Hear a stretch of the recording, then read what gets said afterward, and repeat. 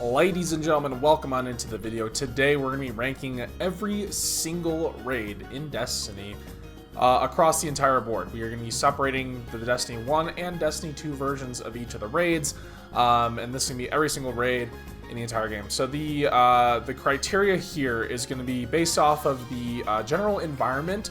So is the environment very inspired? Did they push it to the next level? Is it very unique? Or do they just kind of go with a general setting? The next is probably the most important to me is encounter variety. Does every encounter feel unique, or do all the encounters feel the exact same? Or is it kind of like a dungeon and all the encounters are just doing literally the exact same thing except a slightly harder boss or something? I know this is very subjective, but for me, it's my personal fun. How much did I enjoy the raid? Did I have a lot of good times there, or was every time I ran the raid more of a miserable experience? All the encounters here are going to be based off of doing it legit.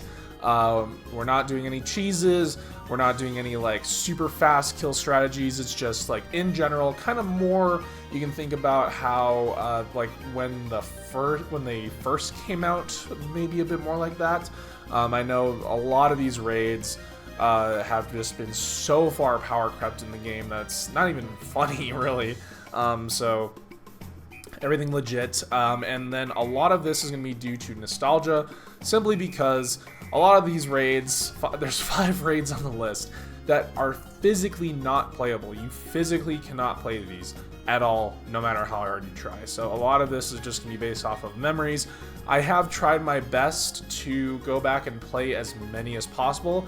Obviously, things like Destiny 1, it's going to be really hard to get a group, but I took a really long break from the game. I played a lot when Final Shape came out, and then I basically did not play the game up until when Heresy came out. So, yeah, we're just going to be going over it.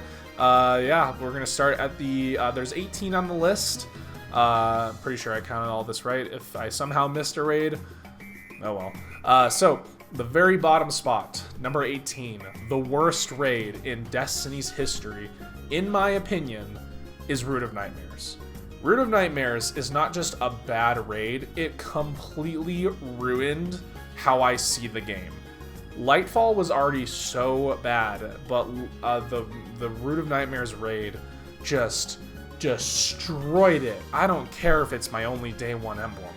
It's almost like I'd rather not have that. It's like a disease. It's like a stain on my record. It ruined Destiny for me.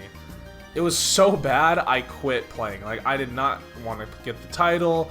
I did not want to do any of it. I'll try and explain why. It did irreversible damage to the LFG pool. You try LFGing in the game today, it's impossible, right? I know a lot of that is because the game's dead. Oh, the game's dead.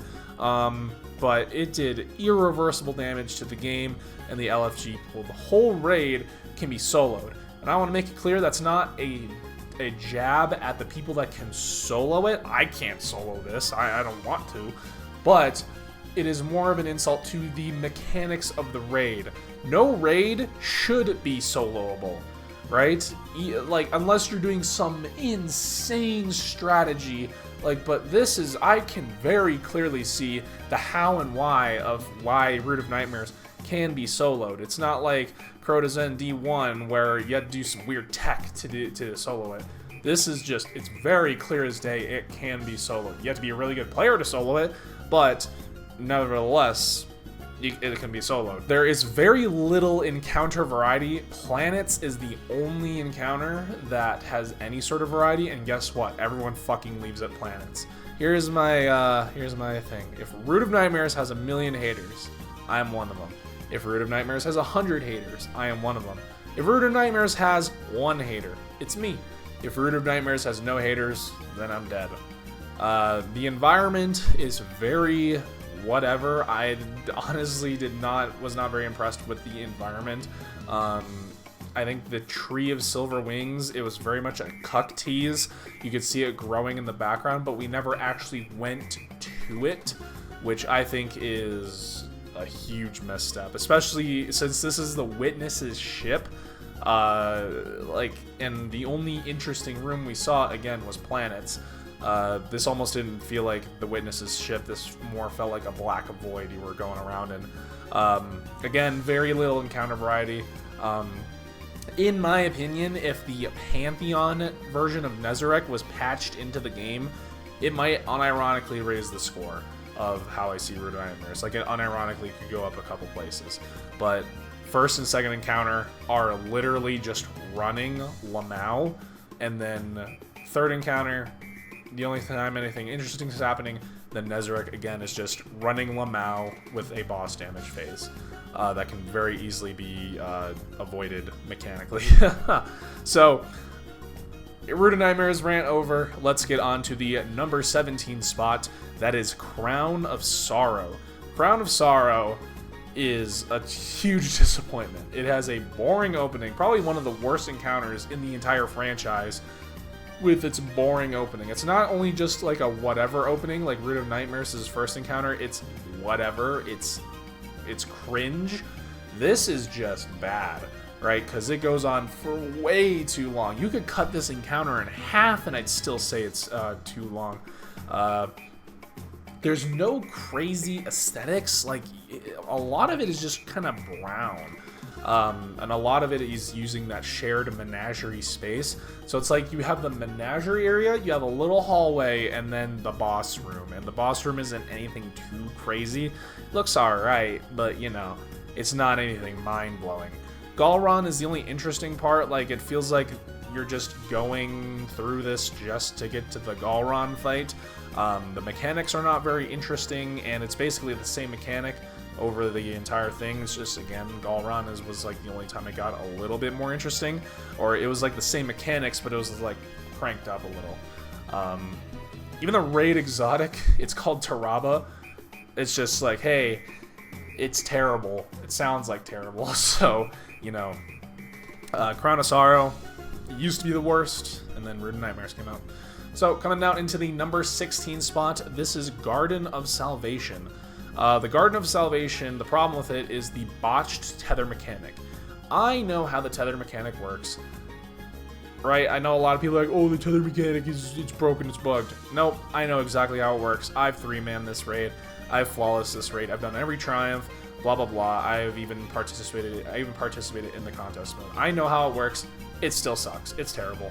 The first encounter is really the only good one, so it's kind of like you start off with your climax, and then it's all downhill from there. Because the second encounter, holy shit, I could fall asleep and nothing would happen. We still wouldn't wipe. How you wipe on second encounter? I guess you're a bot. You're literally an NPC. The main problem I have with it is the current state that the game is in, and that is there are only 2 groups of people that play Garden of Salvation, and they're both psychopaths. The first group is so dumb, it's honestly a miracle that they can even hold a controller and they think Garden of Salvation is good. The second group is the crazy speedrunners that have like 1,000 clears of this thing, and they are so sweaty it's not even fun, right? And they also think Garden of Salvation is fun. It's like the bell curve. It's like the ends of the bell curve. Like, you have the ends here, and they both think that Garden of Salvation is good. And then you have like the middle, all the logical people. They're like, yeah, this raid fucking sucks. The Sanctified Mind it's just bad. It's just Gambit, the boss fight. Like, I don't want to play Gambit while playing a raid, dude. Yeah, and just the whole, like, the second and third encounter arena is just kind of whatever. The only cool part is that come waterfall right before the final boss, but that's about it. So coming down into the number 15 spot, this is Destiny 1 Crota's End. Again, can be soloed, but it also requires a bit more crazy tech to solo it, but, you know, it's whatever. The lamps is really the only interesting part, so again, it starts off really high, and then it just nosedives. The aesthetic is cool, but the bridge is boring, you know. Ute is like 10 seconds, and then Crota is just one person doing something. I will give credit where credit is due. The encounter variety is very high, so they got a lot of points there. No 2 encounters are really the same, but again, it's just kind of whatever. And again, I don't know what it was, but every time I play D1 Crota, we always seem to struggle. I'm like, dude, this raid is so easy. Like, why are people struggling? I don't know. You know, people are bots. So coming out into the number 14 spot, this is Vault of Glass Destiny 1. It was the first raid, so, you know, it's nothing too crazy. It's just kind of boring, other than Atheon. I will give, again, credit, encounter variety, but the encounter variety wasn't really anything too crazy. A lot of the, basically from the opening until Templar, it's public event stuff. Like, it's stuff you've kind of done in the game. So, you know, it's kind of weird. I'm not entirely sure what they were going for. Again, I think Atheon was really the only cool part. Yeah. So coming out into the number 13 spot, we have Eater of Worlds.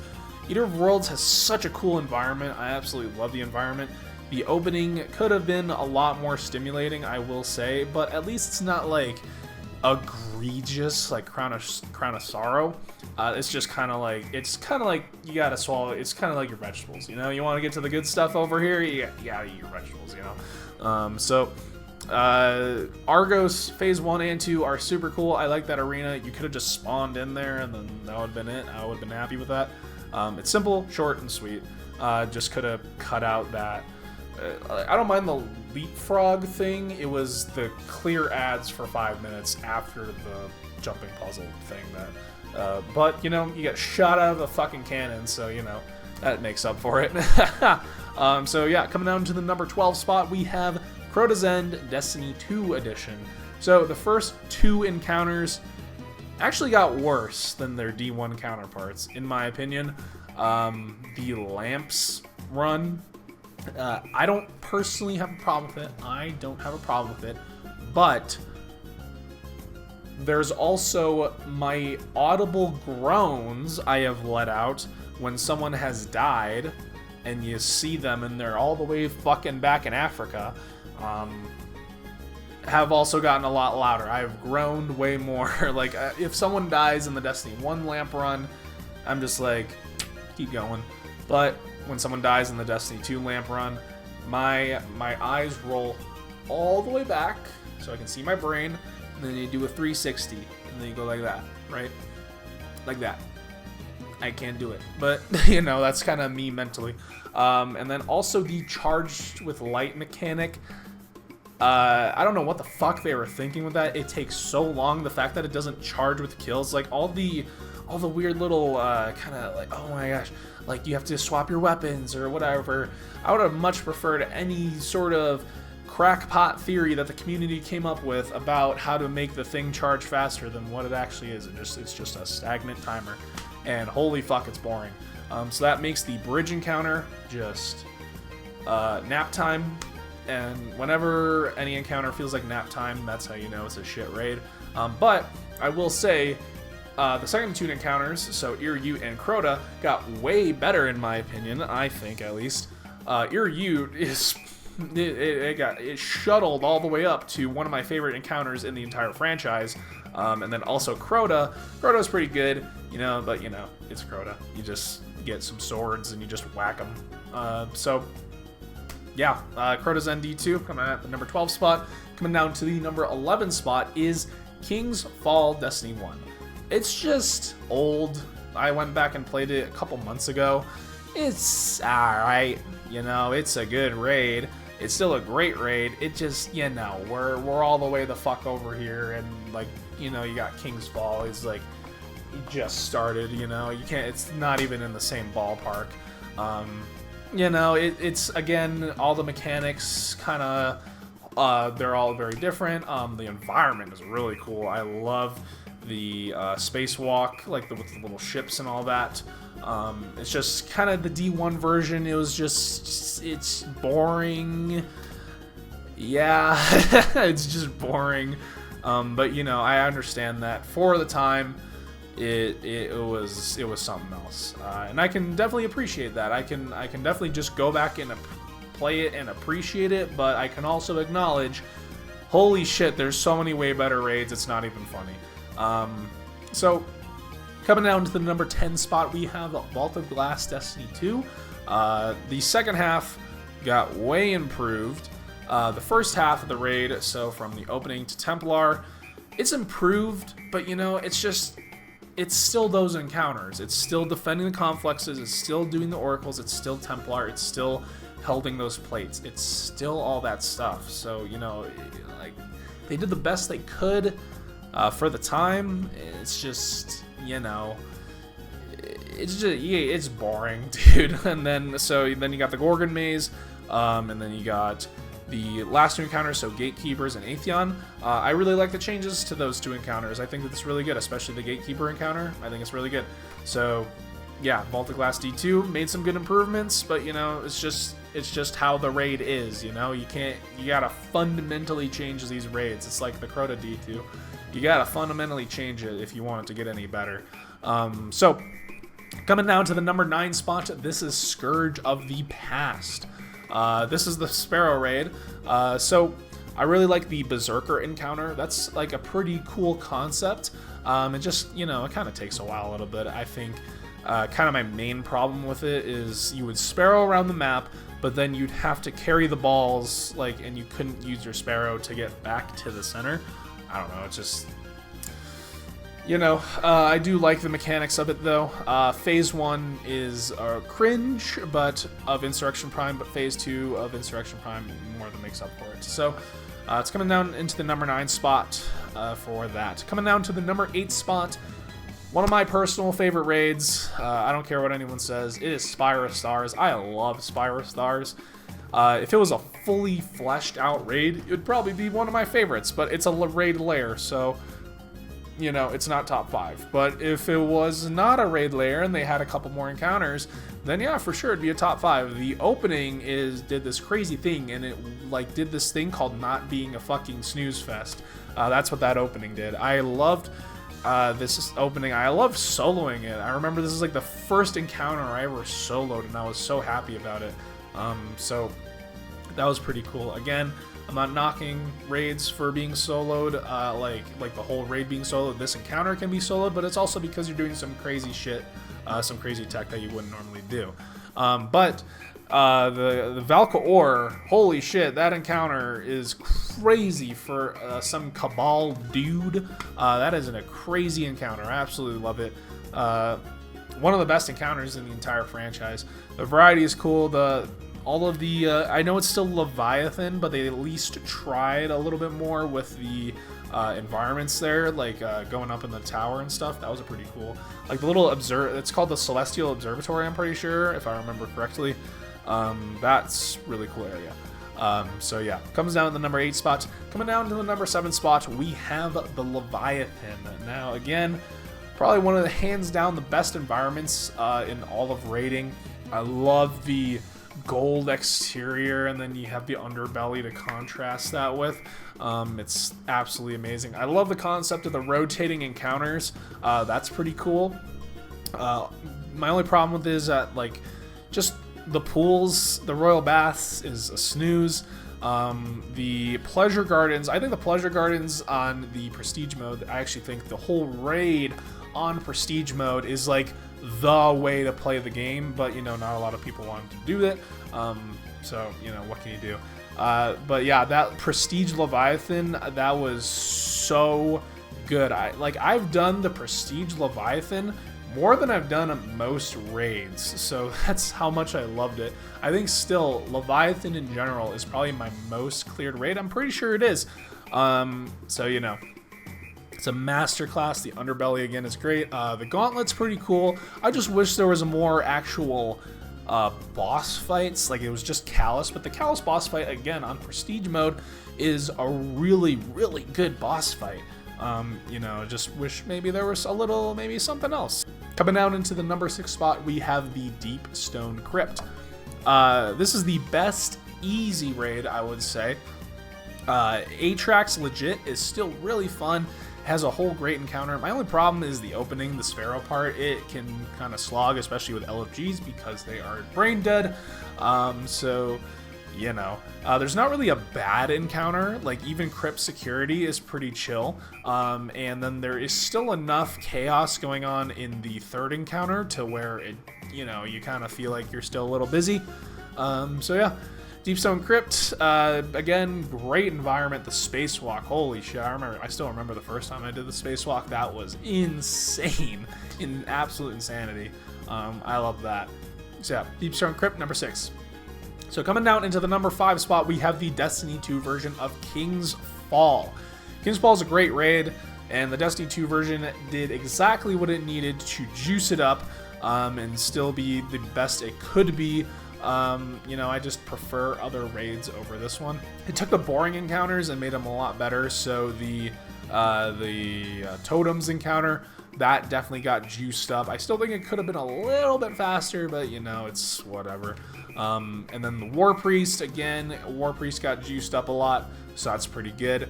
Golgoroth, again, was they removed the 1 orb, so you're forced to actually move around and do all these things. It's actually pretty cool. And then yeah, just the Sisters and Oryx, they're kind of the same encounter, and you know, you can actually shoot Oryx. You don't have to sit there for 20 minutes doing bombs. So yeah, coming out of the number 5 spot, that is King's Fall. So the number 4 spot, now number 1 to number 4, the top 4, these are like the GOATs, okay? So I understand all of these raids can easily beat each other out, right? This is just my personal preference. So number 4 spot, it's got to be Last Wish. It is a fantastic raid. It has 2 S-tier encounters, Shirochi and Riven. It has the most encounters, has a beautiful environment, right? It's like, you know, it's just been power crept. That's my problem. The Riven legit in Pantheon was absolutely fantastic. So I just kind of wish they patched that into the game, if I'm being honest. So Kali is a joke. Shirochi is really good. Morgoth is a joke. The Vault is just kind of running around, whatever. Like, I remember the Vault when it was first being solved. That was like, holy shit, this is crazy, right? But now the Vault, now that you know the solution, it's just like, all right. Left, right, Rock is Antumbra, just run around, right? That's pretty much the extent of the puzzle. So yeah, Last Wish, number 4. So coming down into the number 3 spot, this is Vow of the Disciple. Absolutely goated raid, dude. If they didn't have that dog shit Sparrow section, I swear to God, it would be number 1. But that dog shit Sparrow section, holy shit. I always wonder what these Sparrow sections are for. To me, I use it to burn LFG time. Because, you know, you're always spending time looking for a group. Like, why waste so much time sitting in orbit when you could just be doing the Sparrow part by yourself, getting people going, right? Getting people in there, right? Every encounter is unique. Each of the environments are fantastic. Like, each room, even though it all takes place in a pyramid, a black pyramid, each of the rooms feels unique, and I really appreciate that. You know, the Acquisition encounter is a great intro. Caretaker could have been a little bit better. I do like the Pantheon version of Caretaker, but you know, what can you do? The Gauntlet is probably one of the best non-boss fight encounters in the game. And then Rulk, of course. Rulk is iconic. Like, come on, man. Poppy Rulk, like, you just look up at him, you're like, holy shit, and he kicks you in the face. Come on, man. So yeah, Vow, number 3. All right, if you know the next 2.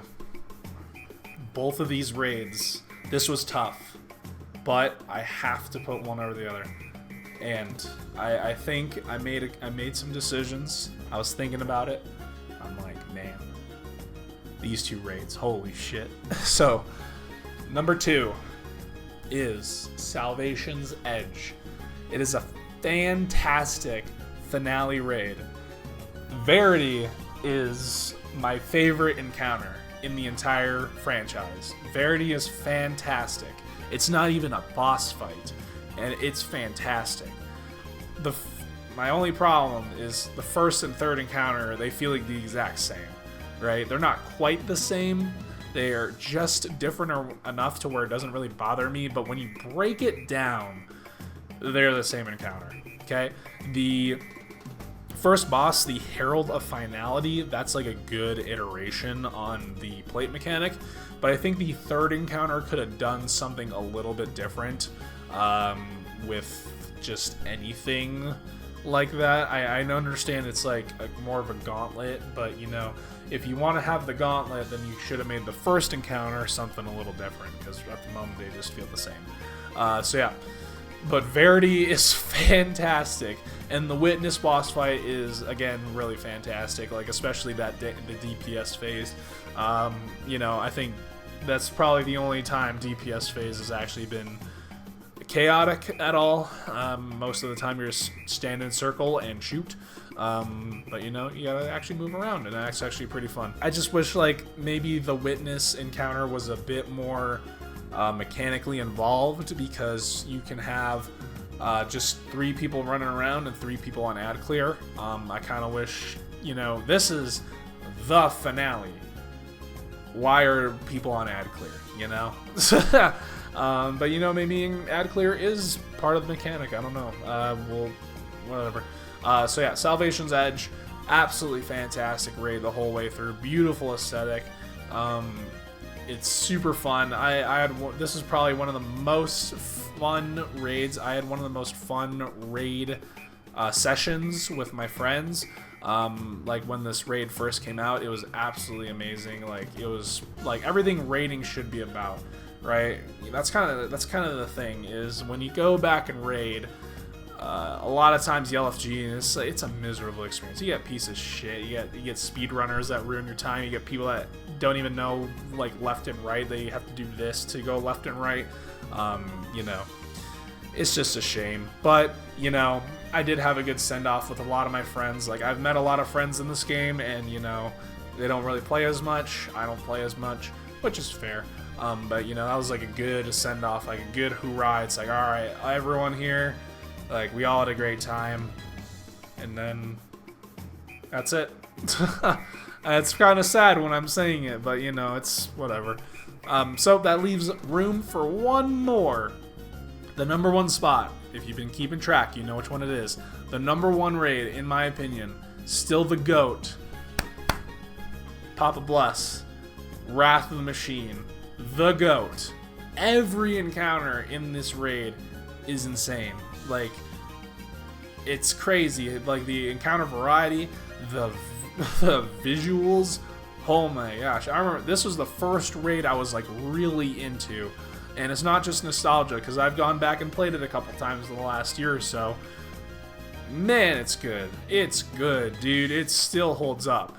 The only reason it's not remastered in Destiny 2 is because coaches don't play, man. Oh my gosh, that's how you know this is the GOAT, because Bungie is too afraid they're not going to be able to top it. You know, they're like, oh man, we made the perfect raid. How can we make it better? You don't. If it ain't broke, don't fix it. You know, just give it the good graphics, man. Give it the graphics, you know? But yeah, Wrath of the Machine, my number 1 pick. So, let me know what you guys think in the comments. I probably got yelled at because a lot of you guys saw Root of Nightmares at the number 18 spot, and you were like, this guy is actually dumb. So, thank you guys so much for watching. If you watched all 28 minutes of this, I commend you, because you had nothing better to do.